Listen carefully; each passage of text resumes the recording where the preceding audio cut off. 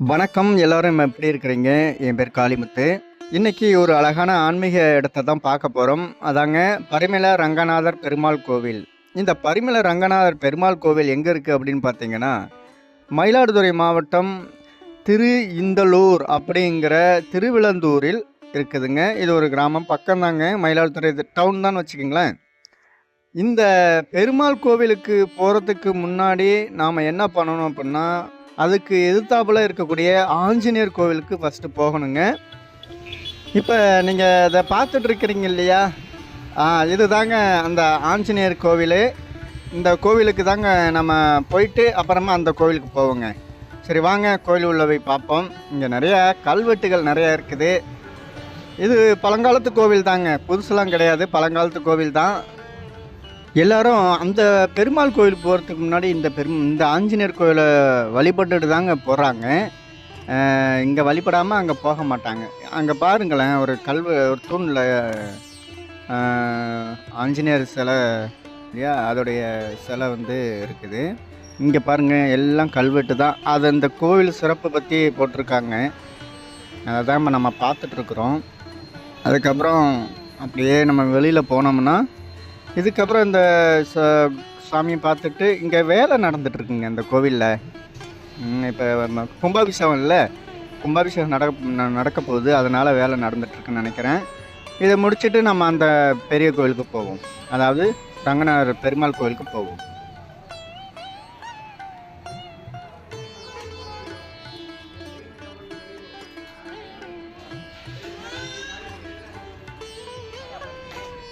இப்போ நீங்கள் பார்த்துட்ருக்கிறது தாங்க இந்த பெருமாள் கோவில்.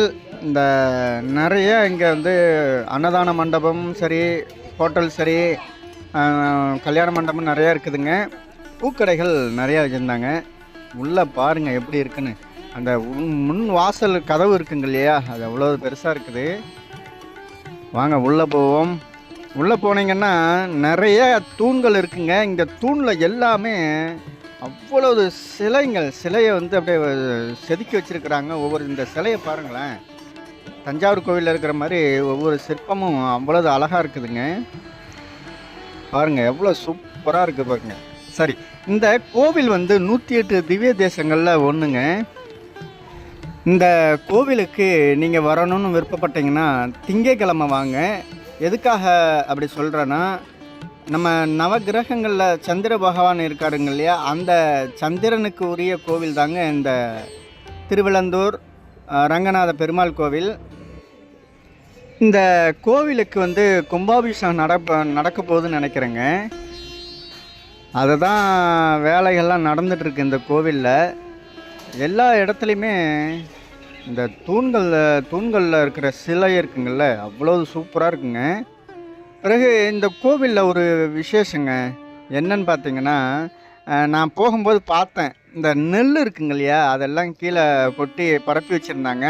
அது ஏன்னு கேட்கும்போது, இது மாதிரி வரிங்க, அந்த காலத்தில் கொடுப்பாங்க இல்லையா, வரி நெல்லாக குத்தகை கொடுக்கறது, அதுதாங்க அப்படின்னு சொன்னார். அதை தான் இப்போ நான் பார்த்துட்ருக்கோம். சரி வாங்க நம்ம உள்ளே போய் பெருமாளை வழிபாடு பண்ணுவோம்.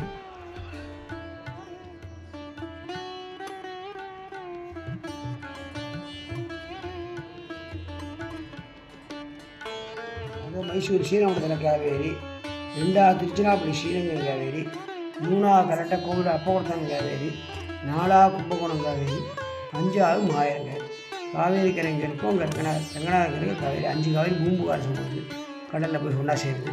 சயனத்தில் ஸ்ரீரங்கம் தான் ஃபஸ்ட்டு, 2வது கும்பகோணம் சாரங்கபாணி, 3வது பரமகநாத சுவாமி, 4வது கோவிலடி, 5வது ஸ்ரீரங்கம்.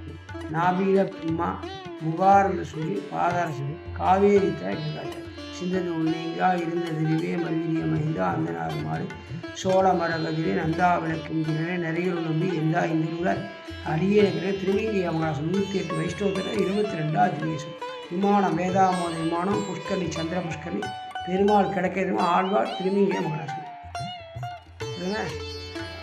இங்கே பாருங்களேன், எல்லா இடத்துலையுமே பாருங்கள் தூண்கள் வந்து நிறைய இருக்குதுங்க. வரிசலாக சிலைகள் இருக்குது பாருங்கள். இந்த ஓரமாக இருக்குது பாருங்கள், இது வந்து நரசிம்மர் சக்கரத்தாழ்வார் சன்னதிங்க. இப்போ நம்ம பார்த்துட்ருக்கிறது வாங்க போய் பார்ப்போம். இது பூட்டு போட்டு வச்சுருக்காங்க. இது எல்லா நேரம் ஓப்பனில் இருக்காதுன்னு நினைக்கிறேன். பூஜை நேரங்களை தவிர்த்து மற்ற நேரங்களில் பூட்டு தான் போட்டிருக்கு. நான் நிறைய முறை பார்த்துருக்கேன். சரி வாங்க அடுத்தது பார்ப்போம். இங்கே அம்மனுக்கு தனி சன்னதி இருக்குது, அதை தான் இப்போ பார்க்குறோம். சரி வாங்க நம்ம போய் பார்ப்போம்.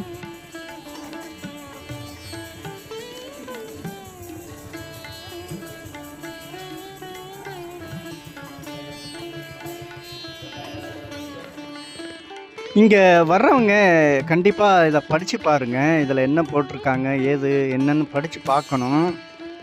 இப்போயே நீங்கள் படித்து பாருங்கள், தெரியும்.